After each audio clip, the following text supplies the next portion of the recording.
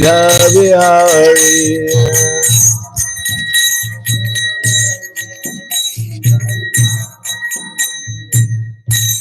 Jaya Vishnupad Paramahamsa Parabhidakacharya Asadhara Satushi Shiman His Divine Grace Shalasi Bhaktivedanta Smaraj Srila Prabhupada Ki Jai Gaur Premanande Harival Glories to the sound devotees All glories to Shri Guru and Shri Gauranga Om Agyanatamanandasya Gananjana Salakaya Chaksuramilitam Yena Tasmai Shri Guruve Namaha Shri Chaitanya Manobishtam Stapitam Yena Bhutale Swayam Rupa Kadamayam Didati Swapadantikam Vandeham Shri Guru Shri Yuta Parakamalam Shri Gurum Vaishnavam Cha Shri Rupam Sagrajatam Sahagana Raganatam Vitam Tam Sajivam Sadvaitam Savadutam Vrajana Saitam Krishna Chaitanya Devam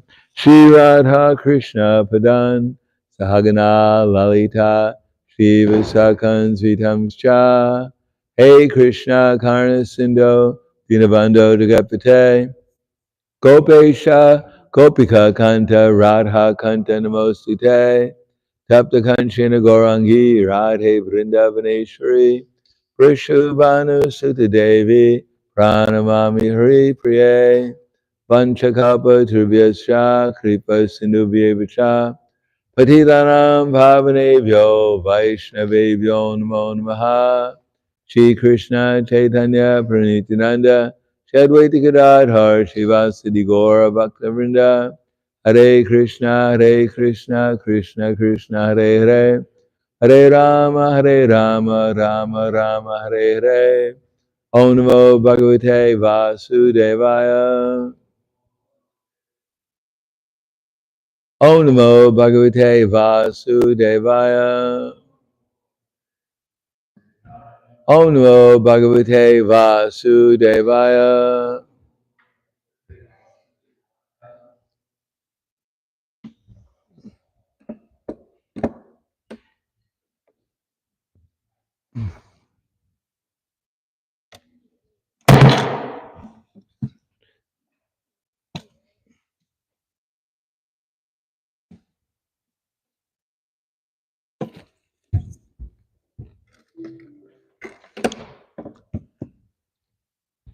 Reading from the Śrimad Bhāgavatam, Canto 4, Chapter 2, text number 34, I believe.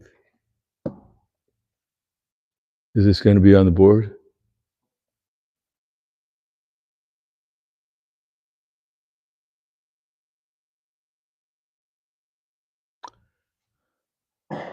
Okay. Te pi vishva srijak satram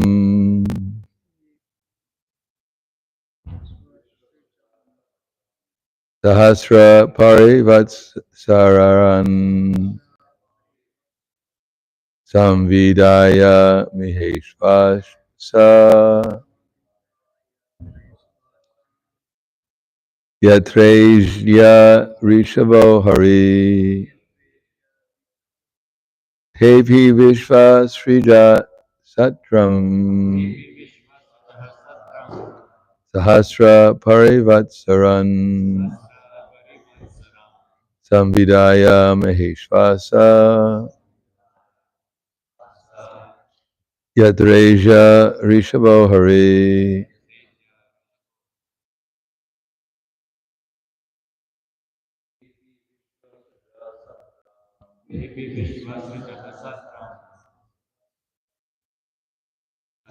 Parivatsara Samvidaya Maheshvasa Yadreja Hari. Satram Parivatsaran Samvidaya Maheshvasa Yadreja Vishahari.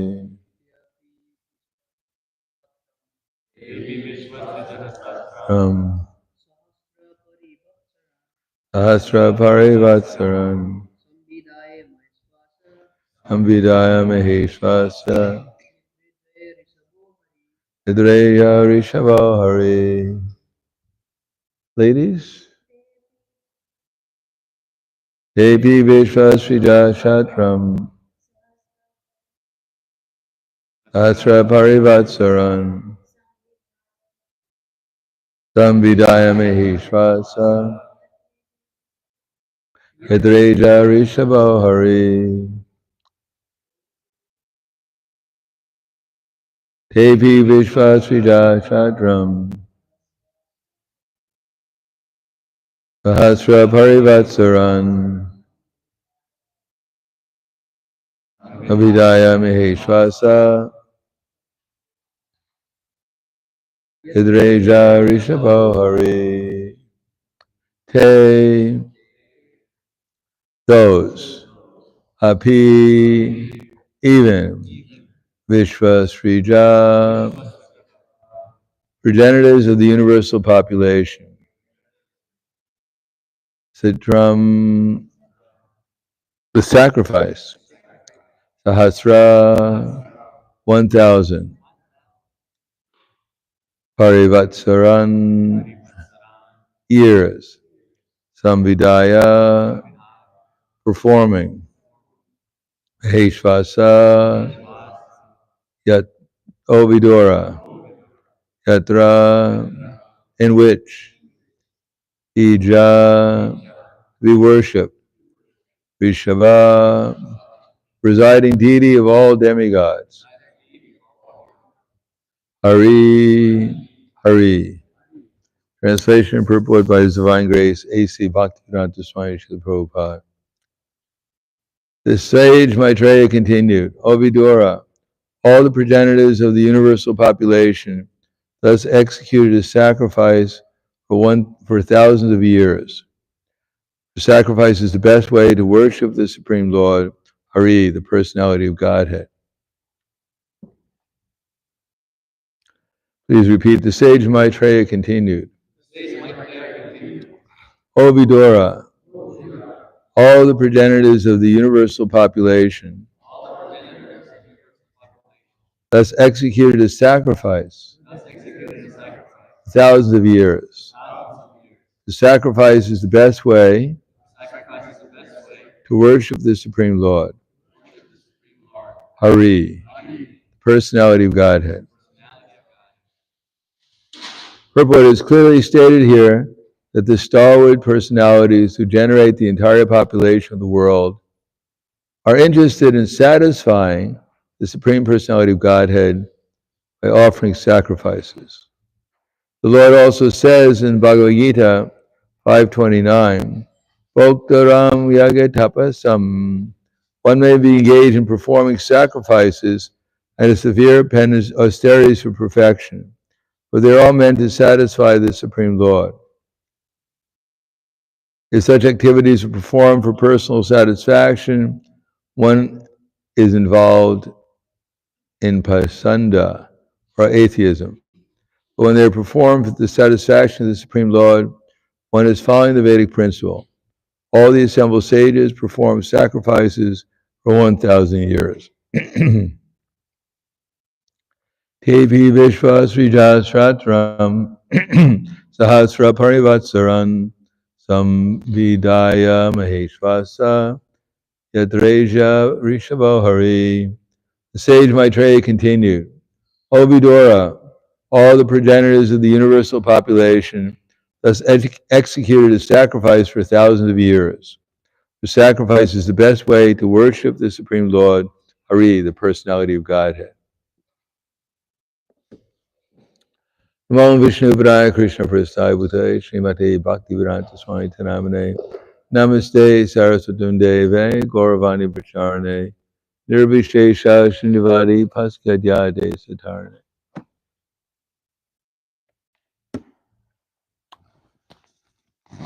Our basic philosophy is Yatha Torah Mula Nishechanena Triptyanti Tatskanda Buddho Prashaka Prahanarachaya Tendriyanam Tataiva Sarvahanam Atiteja Just like we water the root of the tree, then the water goes to all the leaves and branches. Or by supplying food to the stomach, actually all the different parts of the body are served. Similarly, if one worships Achyuta, Lord Krishna, then all the demigods and all living entities become happy and satisfied. And if one doesn't worship Lord Vishnu, Krishna, then it's like pouring ghee on ashes. Pouring ghee on ashes will not ignite any fire. Now, the living entity is by nature a worshiper, as we've heard before. We get up in the morning and we look in the mirror and we ask the mirror, "Mirror, mirror on the wall, who's the greatest of them all?" And generally, the mirror answers, "By good fortune, my dear soul, you're looking at the Supreme within the mirror." So now you have to vow today, you're going to offer uninterrupted and causeless service to that deity that you see in the mirror. So becoming inspired by such illumination that we see in the mirror, enthused to see this wonderful form within the mirror, we vow to render unalloyed, uninterrupted service to that deity. So if we're a little pious, we take a shower in the name of Abhishek to the deity. Then we clothe the deity, we decorate the deity, we put perfume or lotion on the deity, we feed the deity different kinds of food, and then when we're prepared, we go out into the world to spread the glories of the deity all over the universe, or at least the 3 temples. So actually we're worshiping this body and the mind, according to our false ego, our conception, that this is our worshipful deity, this is the object of our service, and whatever satisfaction we get from that service, we call that happiness. So therefore it says that the living entity selfishly, with a selfish motive, is trying to serve his deity, thinking that he's going to get some happiness in return from serving the deity, which is very demanding.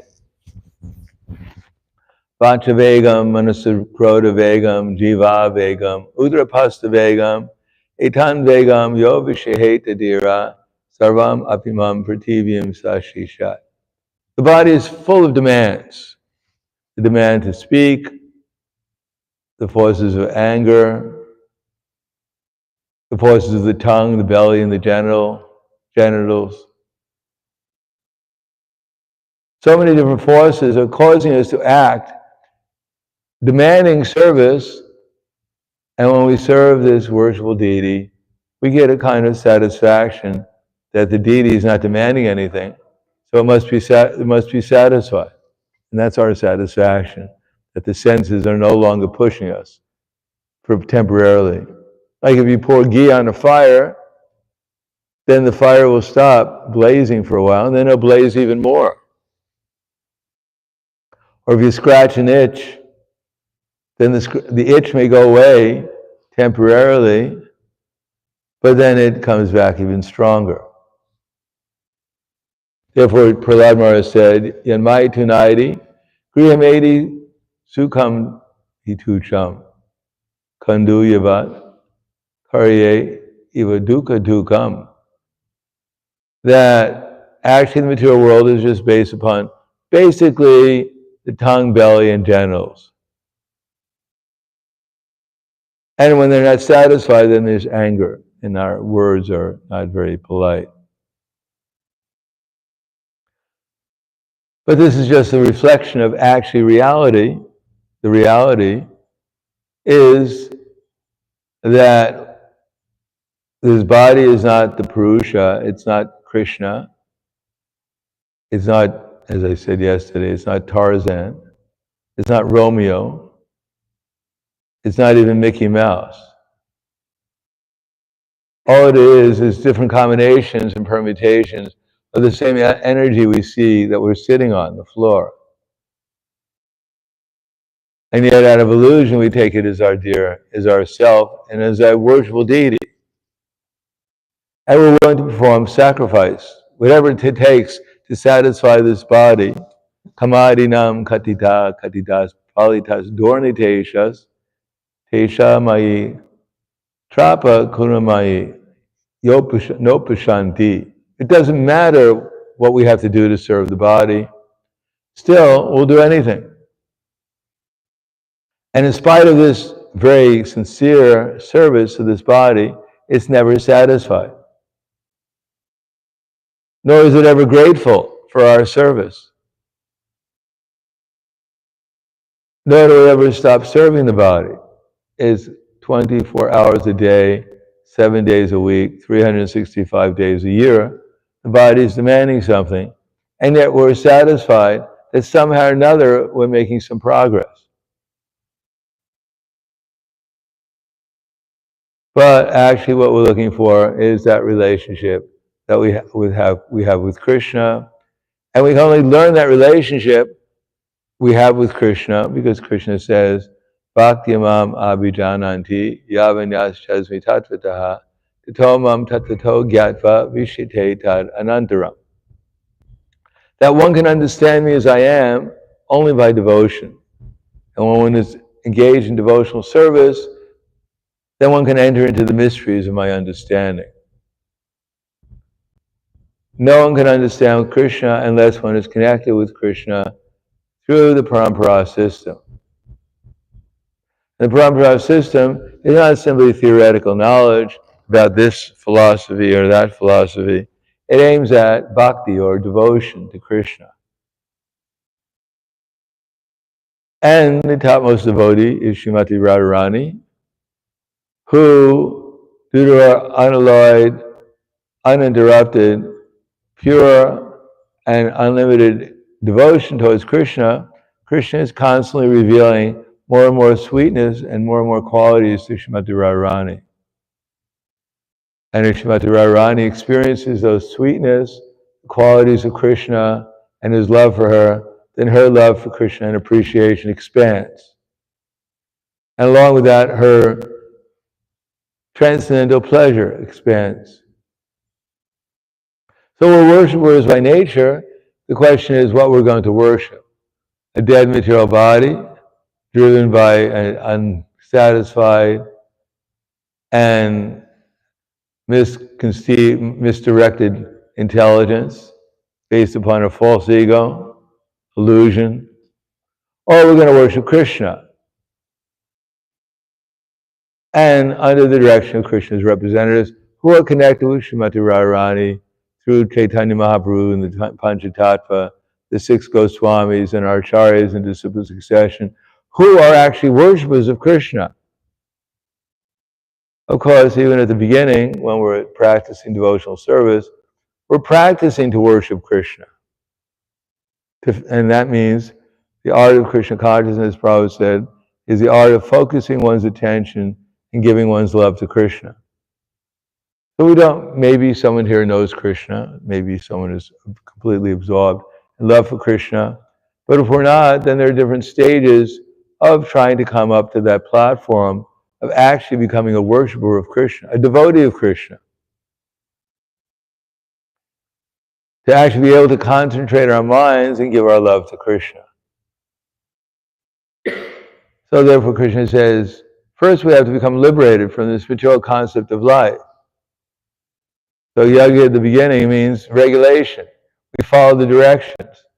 Rather than following the directions of our mind and senses, we follow the directions of Krishna, how to perform the yajna.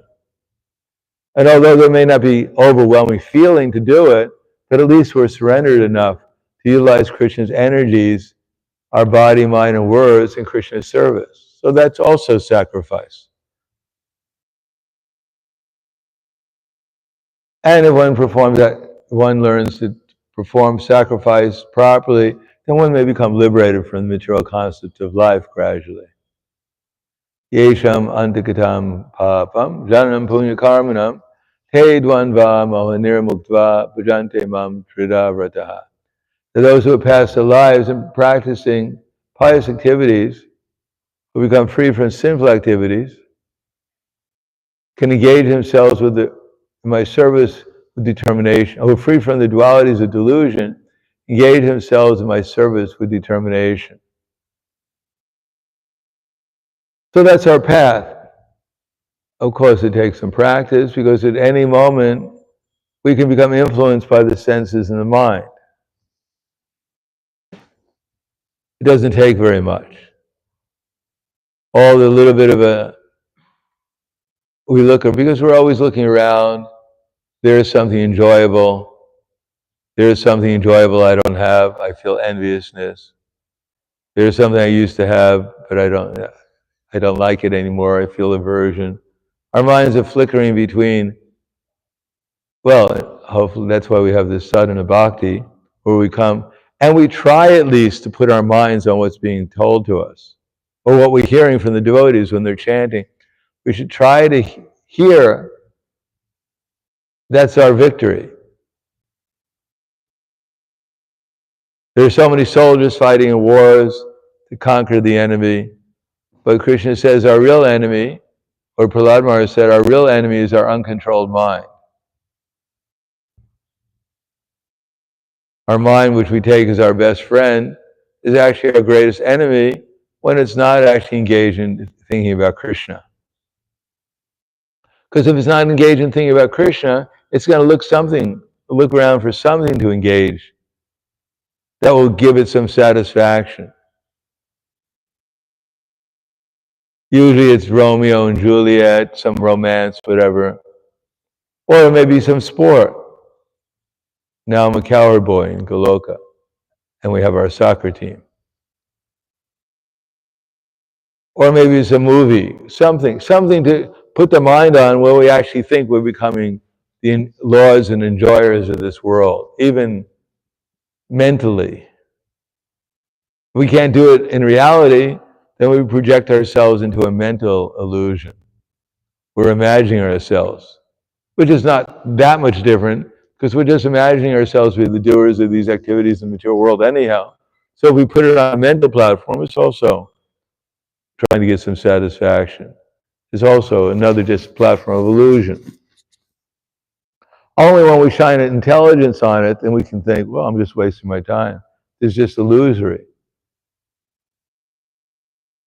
This is just leading to another birth and death.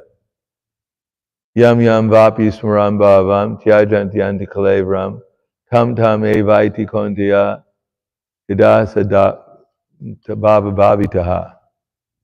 That whatever we think about at the time of death, that we'll get that body in our next lifetime. Whether it's going to be a spiritual body or it's going to be a cat or a dog body, that depends upon what we're thinking about. So now we're thinking, because we're looking out through these eyes, and therefore we're thinking about what's going on in this external environment. But we can also go mental and start imagining things. Imagining that we're in a dungeon and that we, in our little iPhone or whatever we have, we're killing so many things. And now I become a big hero in my imaginary iPhone world. That will also lead to another birth and death, probably even lower than our present trajectory in our illusory material existence. So unless one is actually hearing and chanting about Krishna, and not just hearing and chanting about Krishna, but trying to understand what this is all about. In other words, unless we transfer our devotion from this body and from this material existence, which means society, friendship, and love, the most entangling thing in the material world is to imagine that we're in love.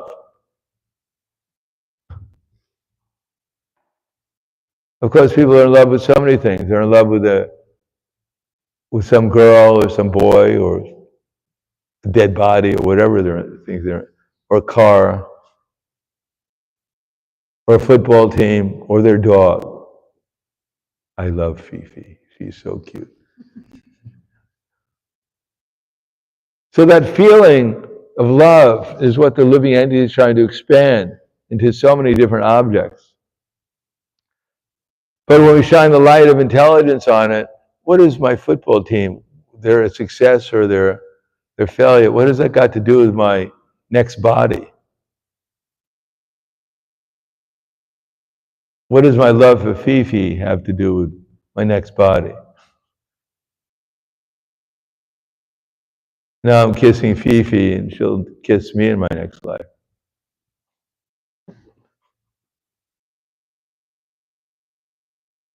So one has to shine the light of intelligence. Who is actually worshipable and what does worship mean?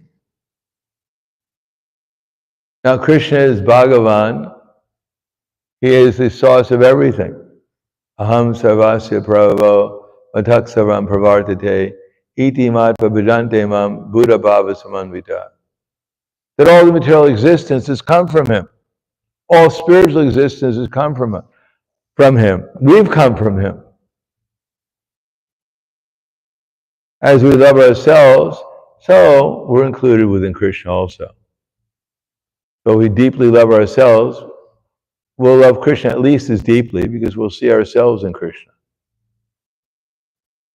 Krishna expanded himself perfectly as so many cowards, boys and calves for 1 year in Brahma Vimohan Leela.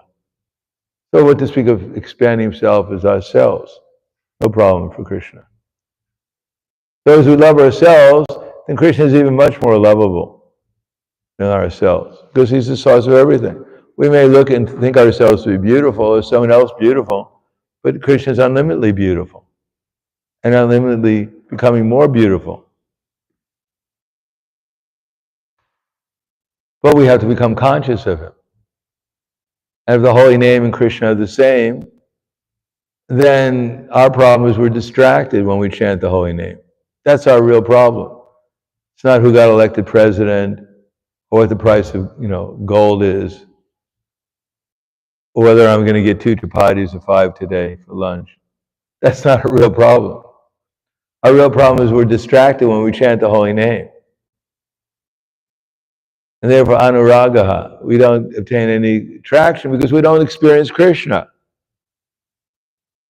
And of course, to pay attention to the holy name, even if we can do it for a few seconds, immediately we get distracted because we're not getting the pleasure we expect out of our concentration. And therefore we think, well, let me think about something more pleasant.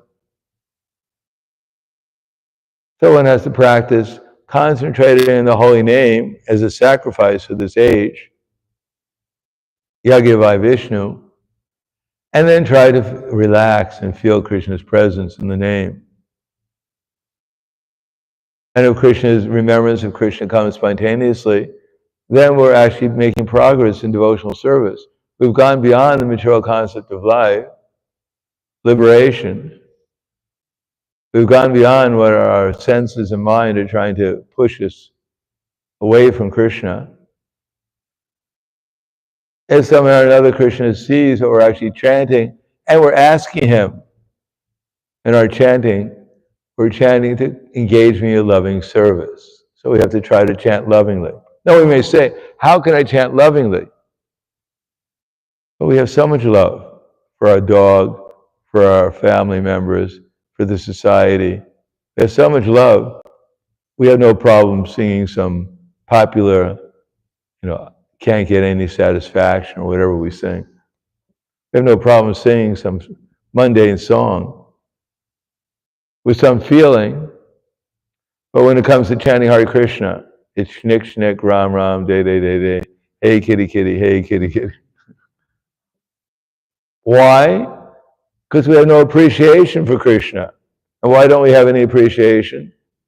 Because we don't want Krishna to be God. It's unfair. Why should he have all the gopis? Why doesn't he give me a few?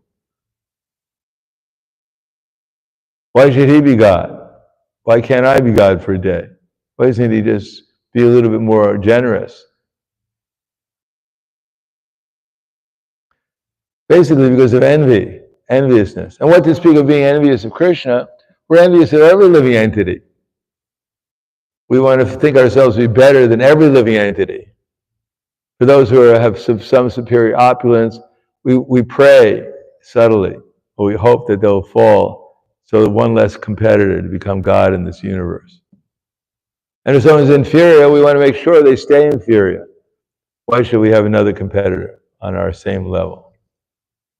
So we look at everyone and try to judge them, how I'm better and how we have to keep this person down. So this is called enviousness. And what to speak of God, we just throw him out of our minds because we can't compete with him. So just forget about him. Then there's no problem of our becoming, at least within our imaginations, the supreme in this universe. And even if I'm not the supreme, if I imagine myself to be the supreme, that's probably as much satisfaction as I'll get from that idea anyhow. Therefore, we have to appreciate not only Krishna, how wonderful he is, but all his expansions. If we can't see Krishna, how he's expanded himself, if we can't see the beauty that others have, that other things in this world have, the intelligence that others have, if we can't see the appreciation that others have for Krishna, the devotees, that's only due to the fact that we're envious. And because we're envious, we can't have that appreciation because we're not humble. We're trying to become something we can't become, superior to everyone. In the spiritual world, everyone is feeling themselves to be inferior to everyone else, including Krishna, subordinate. I'm your servant. Gopi Bharata Pada Kamalayara, Dasa Dasa Anudasa. Chaitanya Mahaprabhu is identifying himself, God is identifying himself as the servant of the servant of the servant. And we're thinking, I'm the master, the master, the master. When are they going to give me the name Prabhupada? So all the masters can bow at my feet. So it's the exact opposite of what's going on in the spiritual world. And we hope that we're going to make spiritual progress by going the opposite direction. It's very difficult. Impossible. Therefore, humility is the beginning. Humility doesn't mean, I'm the lowest of the lowest. Please, kick me in the teeth, or trample me because I'm useless. As one devotee said to Prabhupada, Prabhupada, I'm the most fallen. And Prabhupada looked at him and said, you're not the most anything. Another devotee said, Prabhupada, I'm the most fallen. And Prabhupada's reply is that, if you're the most fallen, why don't you do something about it?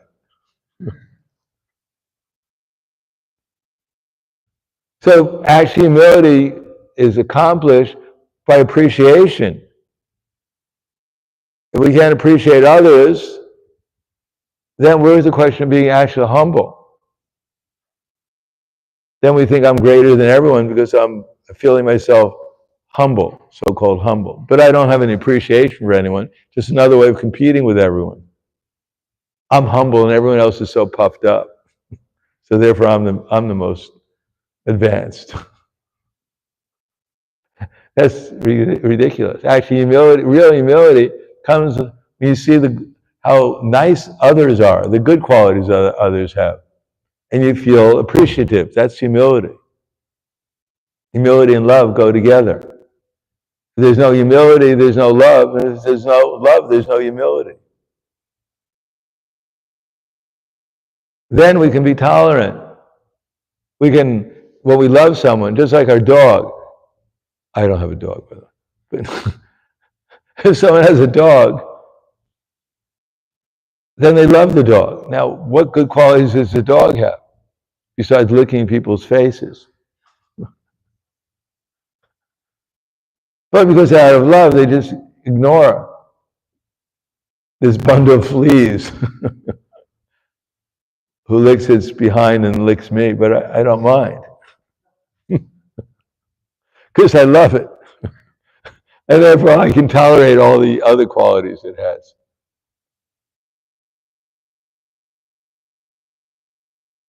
Then if one practices like that, then one can actually appreciate everyone and everything as Krishna's eternal servant.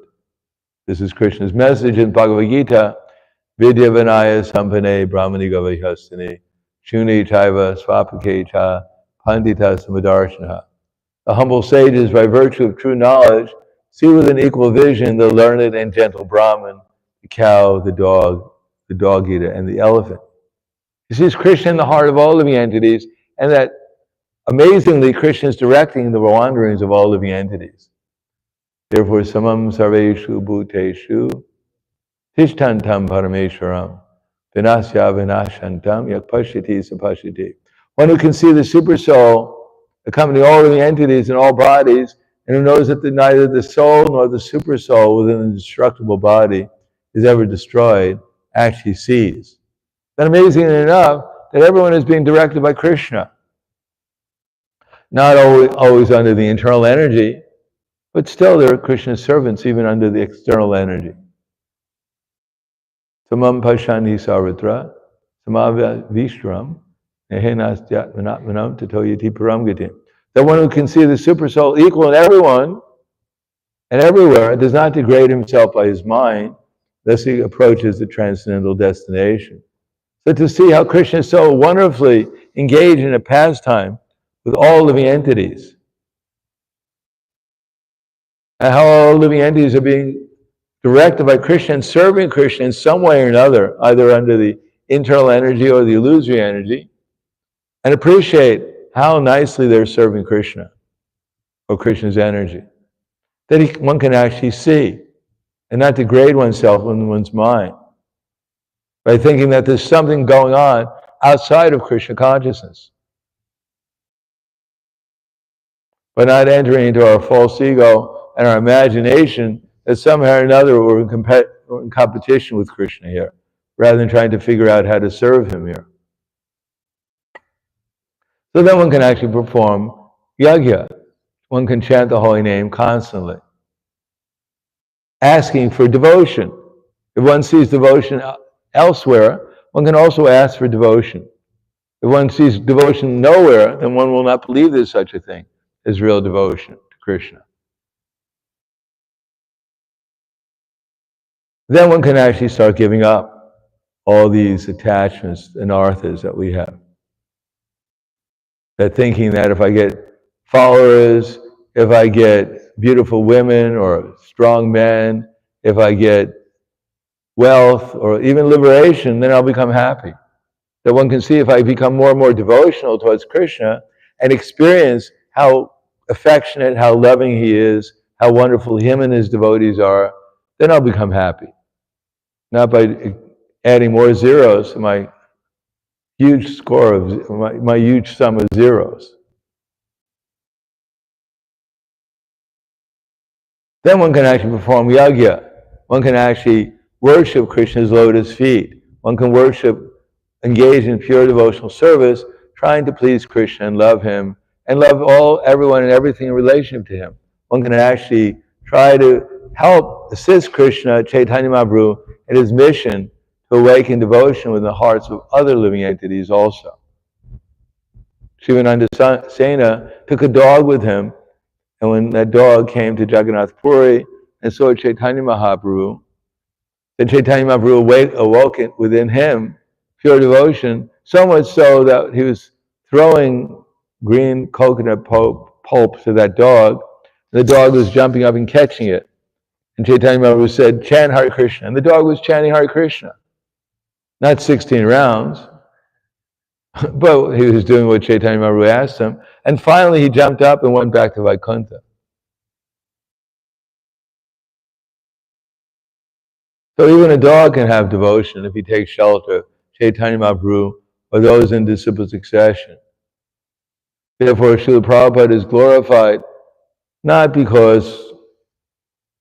only because of his accomplishments, but he's glorified as much as he awoke within others the seed of devotion, the activities of devotion, at least. Inspiring others to perform sadhana bhakti, because without sadhana bhakti, there is no development of devotion within the hearts of the conditioned souls. And when one is more advanced in sadhana bhakti, then one try to come to the missionary spirit. So unless we appreciate the devotees, we're not going to follow their footsteps. And if we appreciate the devotees, then we'll do what they're doing, which is sadhana bhakti. Sadadam kirtayanto mam, yatantas shradriravataha, masyantas mam bhaktya nituto pasade. Always chanting my glories, endeavoring with great determination, bowing down before me, these great souls perpetually worship me with devotion. Then we'll actually become devotees of the devotees. Then we'll develop a service attitude.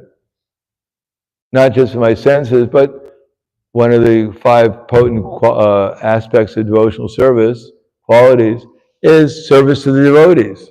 We'll actually serve as Gopi Bharata Padakamalaya, Dasa Dasana. We'll serve the devotees as a servant to the topmost devotee. Like Srila Prabhupada was completely absorbed in appreciation and love for all living entities, and especially appreciated the devotees, and was engaged in helping them develop their relation with Krishna. And therefore, acting under Prabhupada's guidance, his books, his lectures, and those who are distributing the knowledge that Prabhupada was distributing, to the extent that they're able to, they can also help awaken the devotion within others and do some service to Chaitanya Mahaprabhu's movement. And that's sacrifice in this age. Then one can chant the holy name and actually feel eventually separation from Krishna, because one can actually experience Krishna within the holy name and remembrance of Krishna. And that will invoke, naturally, the more happiness we get from that, the more it will invoke the feelings of separation and desire to be with Krishna.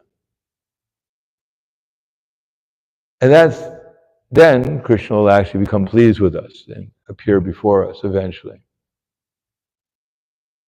So to take to this path is the sacrifice for this age. But there's the science of devotional service. There's the science behind chanting Hare Krishna. Without understanding the science, it's very hard, practically impossible, to chant offenselessly and get the full benefit. So along with the chanting, we have to hear the philosophy and apply it within our lives to the best we can, and then gradually the holy name will reveal himself to us. So I'll stop there. Thank you. Any questions or comments? Yes. Maharaj, I have a question regarding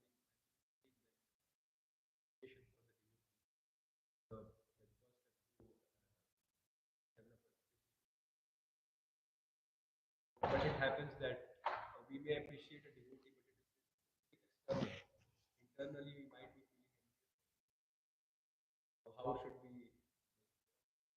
we overcome that? Anyhow, envy is another sign of appreciation. Unless you find some quality that you admire, that you'd like to have, you can't be envious.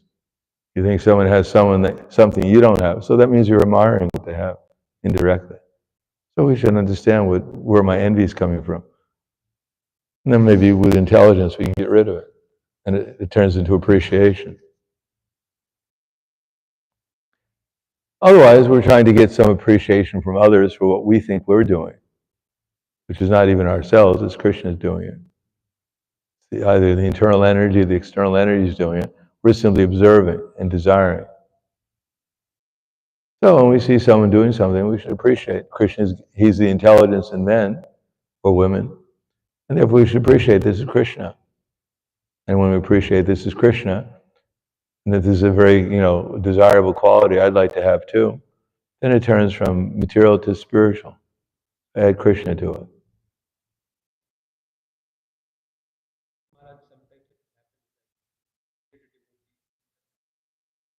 I should also get appreciation. You should get appreciation. Everyone should appreciate you, but for something that you do.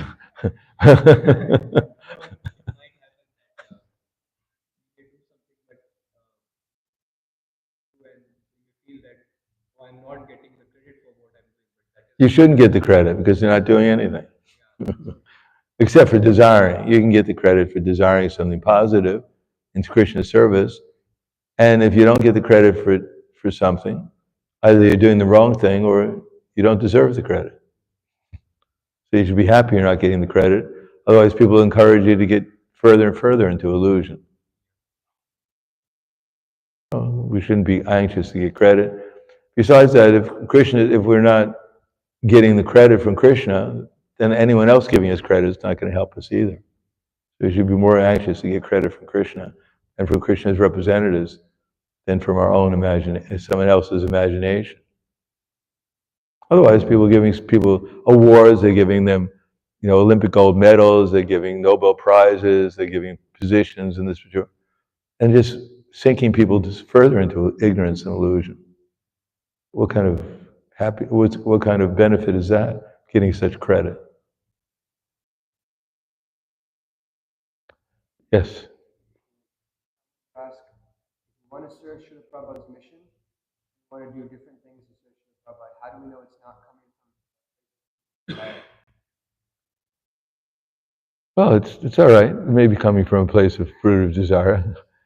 How do we know? We may not know, especially if it's coming from fruit of desire. Usually we don't know, unless we shine the lamp of intelligence on it. But even if that's true, Dhruva Maharaj, he had some fruit of desire, but he performed devotional service to fulfill it. And eventually he got Krishna. And then as much as he got Krishna, then his fruit of desire went away. So we shouldn't think, well, I got a fruit of desire, might as well go out and fulfill it. No, we should do devotional service. Kama sarva kama va moksha kama udaradi. Divrena bhakti yogena yajeta purusha pura. Whether one is a kama, he has no desire, but sarva karma, he has all desires, or he wants liberation, still one should go on with one's devotional service with concentration, and then everything will be there. Anything else? Thank you. Grantaraj Śrimad Bhāgavatam ki jai. Śrīla Prabhupada ki jai. Gaur Premanande.